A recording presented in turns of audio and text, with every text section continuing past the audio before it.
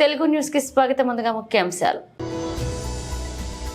వరదల్లో కొట్టుకుపోయి దుర్మరణం పాలైన వ్యవసాయ శాస్త్రవేత్త అశ్విని కుటుంబాన్ని పరామర్శించిన సీఎం రేవంత్ రెడ్డి. దెబ్బతిన్న ఎడమ కాలువ ప్రాంతాలను పరిశీలించిన బీఆర్ఎస్ పార్టీ నేతలు. పంట నష్టపోయిన రైతులను పరామర్శ.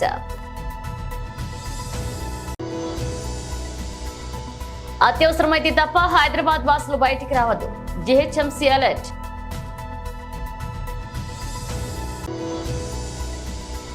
ఏఐసీసీ హెచ్క్యూలో కొత్తగా నియమితులైన కార్యదర్శులు మరియు జాయింట్ సెక్రటరీలు రాహుల్ గాంధీ. వరదల్లో కొట్టుకుపోయి దుర్మరణం పాలైన వ్యవసాయ శాస్త్రవేత్త అశ్విని కుటుంబాన్ని పరామర్శించారు సీఎం రేవంత్ రెడ్డి. ఢిల్లీలోని జెనెటిక్స్ అండ్ ప్లాట్ బ్రీడింగ్ లో ఖమ్మం జిల్లా సింగరేణి మండలం గంగారం తాండాకు చెందిన నూనావత్ అశ్విని శాస్త్రవేత్త ఛత్తీస్గఢ్ లోని రాయ్పూర్ లో జరిగే ఓ సదస్సులో పాల్గొనేందుకు తండ్రి మోతీలాల్ తో కలిసి కారులో ఆదివారం బయలుదేరారు అశ్విని. ఇక మహబూబాద్ జిల్లా మరిపేడ మండలం పురుషోత్తమయ్యగూడెం వద్ద వంతెనపై ఆకేరు వాగు ప్రవాహానికి కొట్టుకుపోయింది కారు. అశ్వినితో పాటు ఆమె తండ్రి మృతి చెందారు.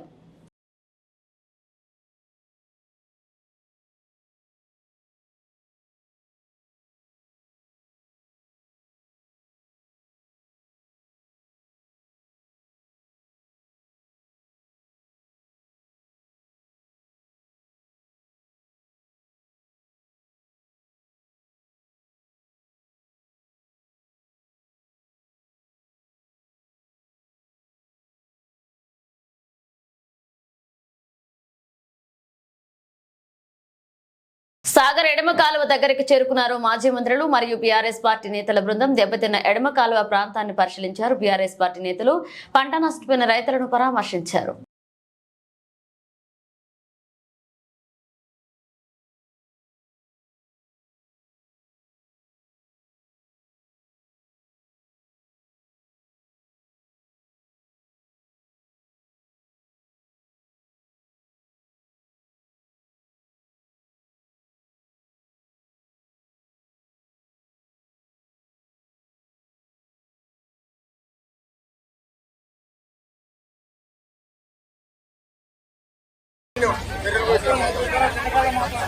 పోలేరు కాబట్టి పోలేరు కాబట్టి సార్ ఇచ్చేసేసి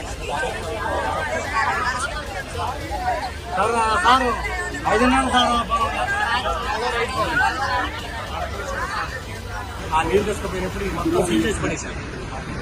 బిల్డింగ్ పెట్టి సీల్ చేసి తీసుకుపోయారు. మళ్ళీ వాటిని రీఓపెనింగ్ చేయకుండా నీళ్లు వదిలేశారు. పూర్తి స్థాయిలో నీళ్లు ఒకేసారి 1,60,000 రూపాయలు. ఈ వాటర్ ఇటు ఈ వాటర్ ఇటు దగ్గరలో ఉండబట్టి 2 గంటలు ప్లాస్టిక్ ఎస్కేప్ ఛానల్ ఓపెన్ చేసి ఉంటే ఇంకా ప్రజలు వెళ్ళిపోయేది. ఆదివారం సార్ ఆ రోజు పూర్తి స్థాయిలో నిర్లక్ష్యం చేసి అధికారుల నిర్లక్ష్యం చేస్తే ఈ కట్ట ప్లాస్టిక్ ఎక్కువ సార్. ఇప్పుడు ఇక్కడ ఉన్నది కూడా ఎన్ఎస్పీ కెనాల్ కింద ఉన్న రైతులు వాటి పట్టాలు లేవు. పూర్తిగా 2 ఎకరాలు 3 ఎకరాలు 4 ఎకరాలు ఉన్న రైతులే పూర్తి స్థాయిలో దెబ్బతింది. ఇప్పుడు చూశారు సార్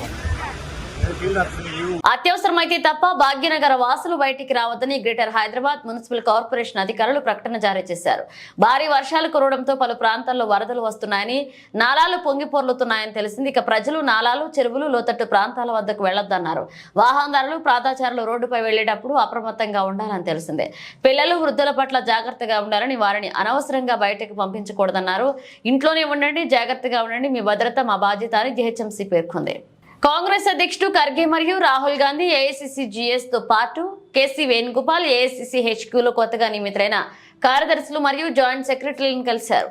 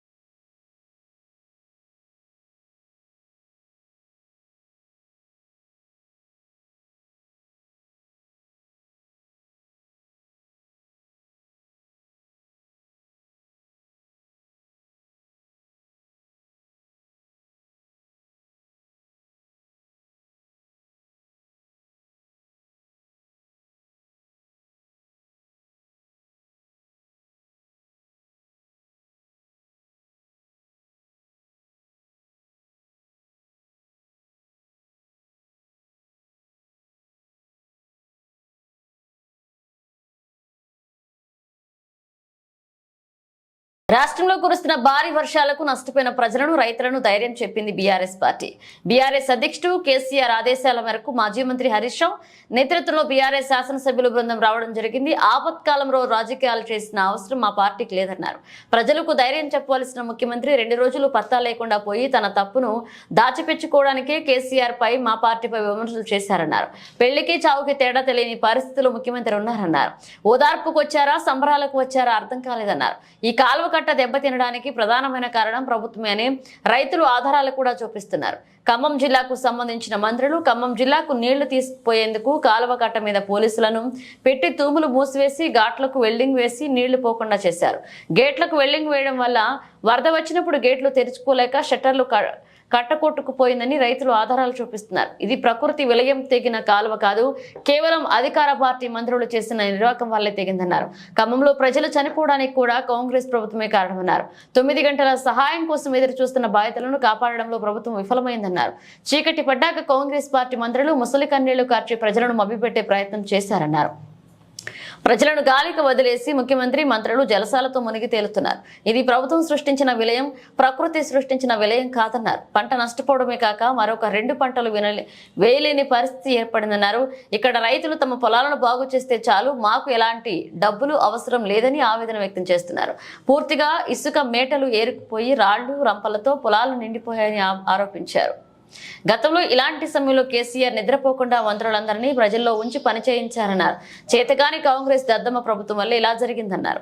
ఒక ముఖ్యమంత్రి ప్రజలకు ఊరడించాల్సింది, ధైర్యం చెప్పాల్సిన ముఖ్యమంత్రి వరదలు ప్రారంభమైన 2 రోజుల వరకు పత్తా లేకుండా పోయి ఆయన తప్పును దాచిపెట్టుకోవడం కొరకు వచ్చి రావడమే మొదలే కేసీఆర్ గారి పైన, కేటీఆర్ గారి పైన, హరీష్ రావు గారి పైన, బీఆర్ఎస్ పార్టీ పైన నిందలేసే పని మొదలు పెట్టినాడు. వచ్చింది వరద ప్రాంతాలు చూడడానికి, ప్రజలకు ధైర్యం చెప్పడానికి, రిలీఫ్ ఇవ్వడానికి వచ్చిన పద్ధతిలో లేడు. ఆయనకు పెళ్లికి సాగుకు తేడా తెలుస్తలేదు. వచ్చింది సంబురాలక జాతరకు వచ్చిండా, ప్రజల్ని పరామర్శించడానికి వచ్చిండా, ఆ హవభావాలు ఏందో అదేందో చూస్తేనే ముఖ్యమంత్రి స్థాయి ఏందో అర్థమవుతాం.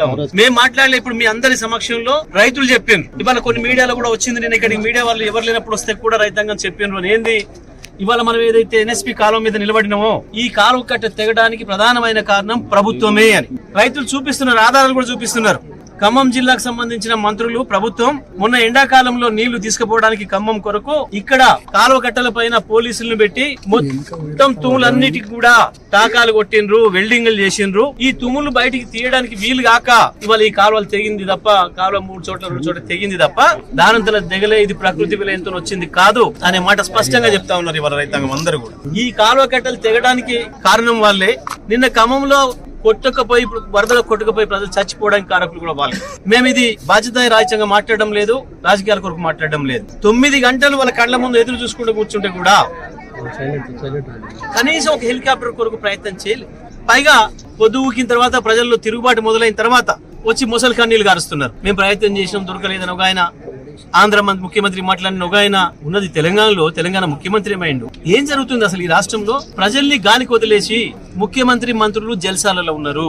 ఇది స్పష్టంగా ప్రభుత్వం సృష్టించిన విలయమే, ప్రకృతి విలయానికి మేమే అనడం లేదు. కానీ వాళ్ళ ఈ కాలువ తెగిపోయి 100,000 ఎకరాలలో పంట నాశనం అయిపోయి, పంట నాశనం అయిపోవడమే కాదు, ఇంకా 2 పంటల వరకు కూడా వాళ్ళు చేసుకునే పరిస్థితి లేదా రైతాంగం ఇసుక మెటల్తో 1,000 ఎకరాలు. దీని విషయంలో ఇక్కడ ప్రభుత్వమే పూర్తిగా బాధ్యత వహించాల్సి ఉంది. కాబట్టి ఆ రైతాంగం డిమాండ్ చేస్తున్నారు, మాకు పొలాలను ఎప్పుడైతే చేసేయండి, మాకేం పైసలు ఎక్కరలేదు, మా పొలాలని మళ్ళీ ఉన్నట్టుగా ప్రభుత్వమే చేసేయమని వాళ్ళు అడుగుతున్నారు, మాకు చెప్తున్నారు, డిమాండ్ చేయండి అని హరీష్ రావు గారికి, సబితమ్మ గారికి మాకు చెప్తా ఉన్నారు. ఈ రకంగా మా తరఫున మాట్లాడండి అని చెప్తున్నారు. మేము మాట్లాడితే రాజకీయం అని మాట్లాడుతున్నారు, మేము మాట్లాడక ముందే మీరు రాజకీయం అని మాట్లాడుతున్నారు. మీకంటే ముందే మా వాళ్ళే ప్రజలలో ఉన్నారు, మా బీఆర్ఎస్ పార్టీ కార్యకర్తలే ప్రజలలో ఉన్నారు. 50,000 రూపాయలకు తక్కువ అయితే మాకు బాగా కాదు పొలం, మేము ఇప్పుడు పెట్టిన పెట్టుబడి 30,000 రూపాయలు పోయింది, ఇంకా 50,000 పెడితే తప్ప మళ్ళీ పొలాలు మా చేతికి రావనే మాట చెప్తున్నారు. కాబట్టి మేట కొట్టుకుపోయిన పొలాలకు 50,000 రూపాయల చొప్పున పరిహారం ఇవ్వాలి, సహాయం చేయాలి ప్రభుత్వం నుంచి. మిగతా పొలాలకు మొత్తం కూడా ఏదైతే పంట నష్టపోయిన పొలాలకు 30,000 రూపాయల చొప్పున పరిహారం ఇవ్వాలి. ఇది మేం ఒత్తిడి చేస్తున్న డిమాండ్ కాదు, ఇది గతంలో కాంగ్రెస్ పార్టీ కూడా చెప్పింది. కాంగ్రెస్ పార్టీ ఇప్పటి పిసిసి అధ్యక్షులు కావచ్చు, ఇప్పుడున్న మంత్రులు కావచ్చు, ఆ రోజు చెప్పిన డిమాండ్లే ఉన్నాయి. వాళ్ళు ఆ రోజు ఏదైతే ప్రజల తరఫున డిమాండ్ చేసిండ్రో ప్రజలు చెప్పిన పద్ధతుల్లో దాన్ని అమలు చేయమని చెప్పి మేము అడుగుతా ఉన్నాం, డిమాండ్ చేస్తా ఉన్నాం బీఆర్ఎస్ పార్టీ తరఫున. ఏపీలో భారీ వర్షాల కారణంగా తిరుమలకు భక్తుల రద్దీ భారీగా తగ్గిపోతుంది. గత 2-3 రోజులుగా ఎడతెరిపి లేకుండా కురుస్తున్న భారీ వర్షాల కారణంగా రవాణా వ్యవస్థ అంతరాయం ఏర్పడడంతో భక్తుల రాకపోకలు నిలిచిపోయి దీంతో మునుపటి మాదిరి స్వామివారి దర్శనానికి ఎక్కువ సమయం పట్టడం లేదు. కేవలం 6 గంటల్లోనే శ్రీవారి దర్శనం పూర్తవుతుంది. ఉచిత సర్వదర్శనం కోసం భక్తులు 5 కంపార్ట్మెంట్లో మాత్రమే వేచి ఉన్నారు. అటు టైం స్లాట్ దర్శనం కోసం 3 కంపార్ట్మెంట్లో భక్తులు వేచి ఉండగా స్వామివారి దర్శనానికి 3 గంటల సమయం పడుతుంది. అలాగే ప్రత్యేక ప్రవేశ దర్శనం కేవలం 2 గంటల సమయం మాత్రమే పడుతుంది. ఇక సోమవారం శ్రీవారిని 63,936 మంది భక్తులు దర్శించుకోగా హుండీ ఆదాయం 4.55 కోట్లు వచ్చింది. సహాయక చర్యలు మారుమూల ప్రాంతాలకు చేరాలని, చిట్ట చివరి బాధితుడికి సాయం అందాలని, అత్యవసర వేళల్లో అధికారులు సర్వశక్తుల ఒడ్డి పనిచేయాలని, అధికారులు సరిగ్గా పనిచేయకపోతే సహించేది లేదని ప్రజలు బాధల్లో ఉన్నారు. ఎక్కడ అలసత్వం వద్దన్నారు. దగ్గర 9-10 జిల్లాల నుంచి ఫుడ్ కూడా తయారు చేసి వీలైతే ఎయిర్ లిఫ్ట్ కానీ దగ్గరుంటే ట్రాన్స్పోర్టేషన్ తెప్పిస్తున్నాం. మార్నింగ్ బ్రేక్ఫాస్ట్కి కానీ, మధ్యాహ్నం లంచ్ కానీ, రాత్రికి డిన్నర్కి కానీ 3 సార్లు సర్వ్ చేయాలి. చాలా క్లియర్గా పెట్టుకున్నాం. ఒకే ఆదేశం ఇచ్చాను, లాస్ట్ మైల్లో ఉండే లాస్ట్ పర్సన్కి ఇది చేరాలి. ఏ విధంగా చేరేస్తారో నాకు అనవసరం, ఆర్గ్యుమెంట్స్ లేవు. No question of tolerance also. It is an emergency. ఒక ఎమర్జెన్సీ వచ్చినప్పుడు ప్రతి ఒక్క అధికారి కూడా సర్వశక్తులు ఒడ్డి అవసరమైతే మేము చెప్పిన దాంట్లో ఏమైనా డెఫిషియన్సీస్ ఉంటే మీరు కూడా కొంత మెషినరీ పెంచుకోండి. మీకు డిపార్ట్మెంట్స్ ఉన్నాయి, ఎగ్జిస్టింగ్ ఇక్కడ ఉండే డిపార్ట్మెంట్స్ ఉన్నాయి, పూర్తిగా సహకరిస్తారు. నాకు కావాల్సింది లాస్ట్ మైల్లో డెలివరీ జరిగి తీరాలి. 2 రోజుల నుంచి ఇబ్బందిలో ఉండే ప్రజలు ఇంకా కూడా ఇబ్బంది పడడానికి వీలు లేదు. అది చాలా స్పష్టంగా ఆదేశాలు ఇచ్చా. ఇంకా ఆదేశాలను అమలు చేయకపోతే చాలా కఠినంగా కూడా వ్యవహరిస్తా. ఆ విషయం కూడా చెప్తున్నా. నేను అందుకే చాలా క్లియర్గా హైరార్కీ ఇచ్చాం. టెక్నాలజీ కూడా మైన్యూట్ డీటెయిల్స్ వర్కౌట్ చేసా. ఆ విషయం కూడా మీకు చెప్పాలి. ఎందుకంటే సింగ్ నగర్కి అన్ని వెహికల్స్ వస్తే అక్కడ అందరూ రావడం, పెద్ద ఎత్తున అక్కడి నుంచి కిందికి పోనీయకుండా చేసే పరిస్థితి వచ్చారు. సింగ్ నగర్లో ఉండే అందరినీ కోరుతున్నా, ఎవరు అక్కడ సమావేశం కావద్దండి. వెహికల్ వస్తే మీ డివిజన్కి, మీ సచివాలయం ఏరియాకి వస్తాయి, అక్కడనే డిస్ట్రిబ్యూట్ చేస్తాం తప్ప ఇక్కడ డిస్ట్రిబ్యూషన్ కూడా ఆపేయమని చెప్పాను. అది కూడా చాలా స్పష్టమైన ఆదేశాలు ఇచ్చాం.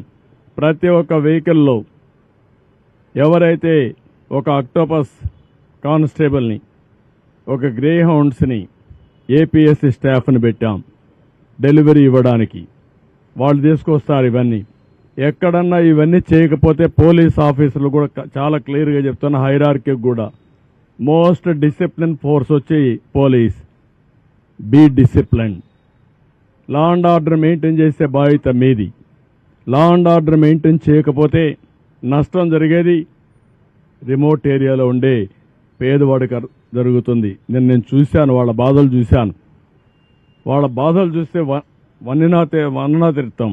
ఒకటి కాదు, ఒక తండ్రి భార్యను వదిలిపెట్టి బిడ్డ బతుకు కోసం సేవ్ చేసుకోవాలని వచ్చాడంటే మనం ఊహించుకోవాలి. అదేవిధంగా ముసలివాళ్ళు, నడవలేని వాళ్ళు నీళ్లలో నడిచొచ్చి బట్టలు లేకుండా వచ్చారంటే వాళ్ళ బాధలు అర్థం చేసుకోవాలి.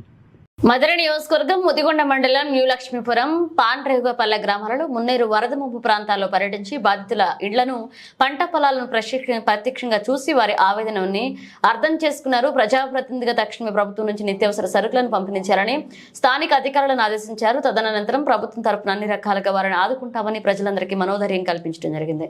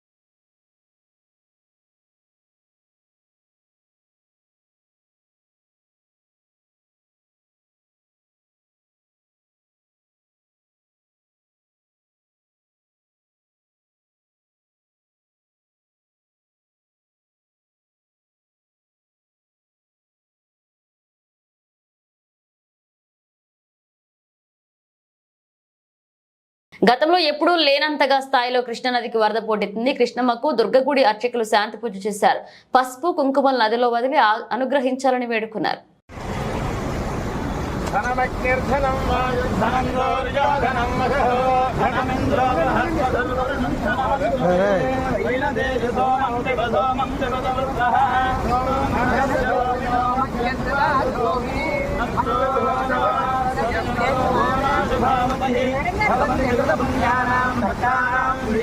ఖమ్మంలోని వరద ప్రభావిత ప్రాంతాల్లో పర్యటిస్తున్నారు బీఆర్ఎస్ పార్టీ ఎమ్మెల్యేల బృందం.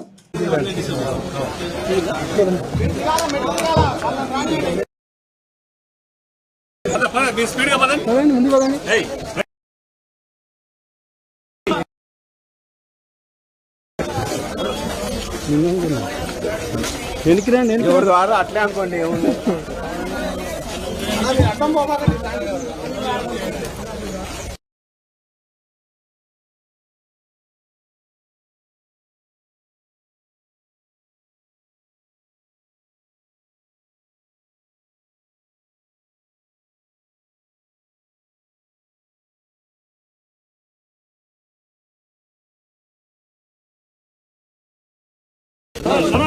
నడవాలి ముందుకు ఎందుకు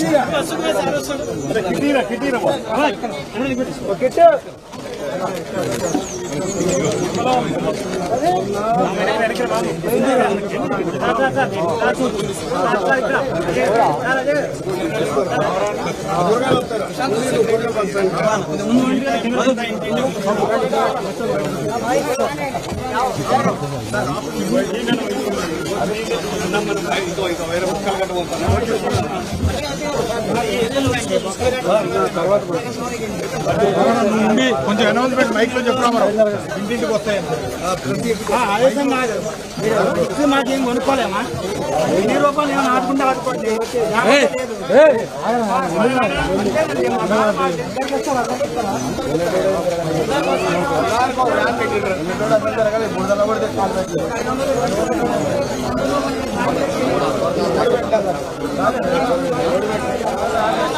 రైస్ రా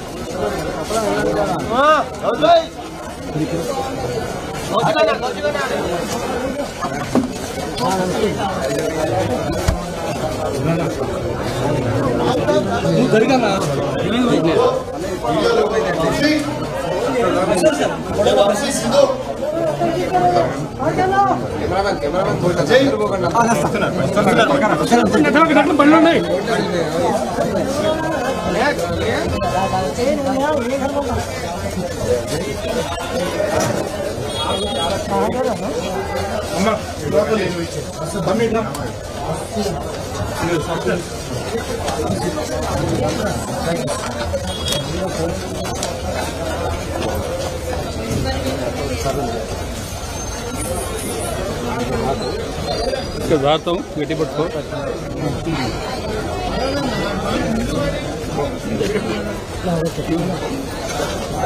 జరగండి.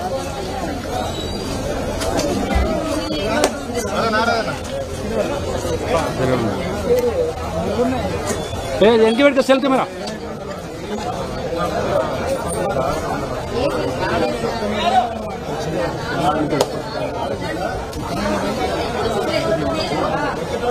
అశోక్ కొద్దిగా సెల్లు నువ్వు కింద చెప్పు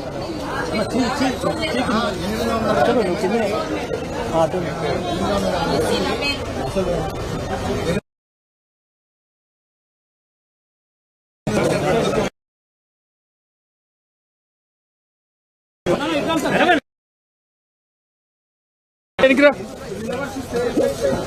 पूना भाई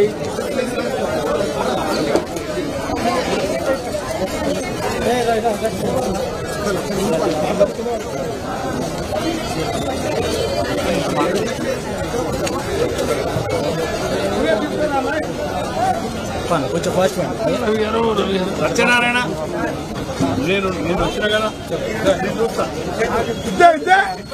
మైక్ తెప్పించు మైక్ అనౌన్స్ చేయి ఇంటింటికి వచ్చి ఇస్తున్నాను మైక్ ఉంది కదా మైక్ లో పెట్టించు మైక్ లో చెప్తున్నారన్న ఇక్కడేమో మాట్లాడరు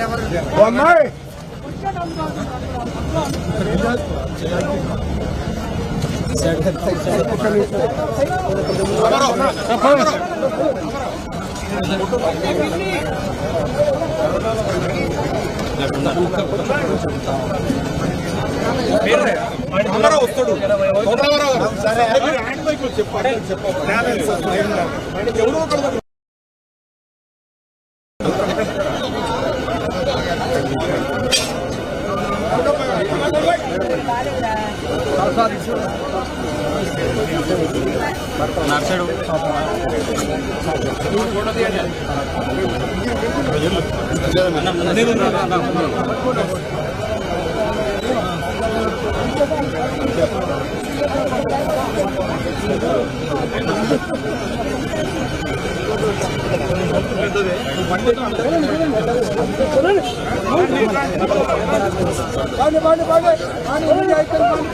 ఎంత పోతున్నారు చాలా చూసుకుంటే పని అలాగే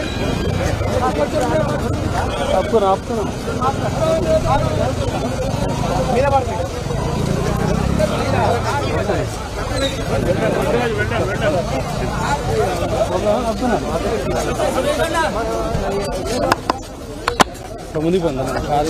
బులెటిన్ ముగించే ముందు హెడ్లైన్స్ మరోసారి. వరదల్లో కొట్టుకుపోయి దుర్మరణం పాలైన వ్యవసాయ శాస్త్రవేత్త అశ్విని కుటుంబాన్ని పరామర్శించిన సీఎం రేవంత్ రెడ్డి. దెబ్బతిన్న ఎడమ కాలువ ప్రాంతాలను పరిశీలించిన బీఆర్ఎస్ పార్టీ నేతలు, పంట నష్టపోయిన రైతులను పరామర్శ.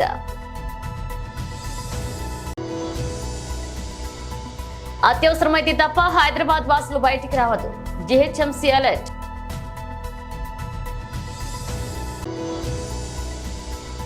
ఏఐసీసీ హెచ్క్యూలో కొత్తగా నియమితులైన కార్యదర్శి మరియు జాయింట్ సెక్రటరీ రాహుల్ గాంధీ.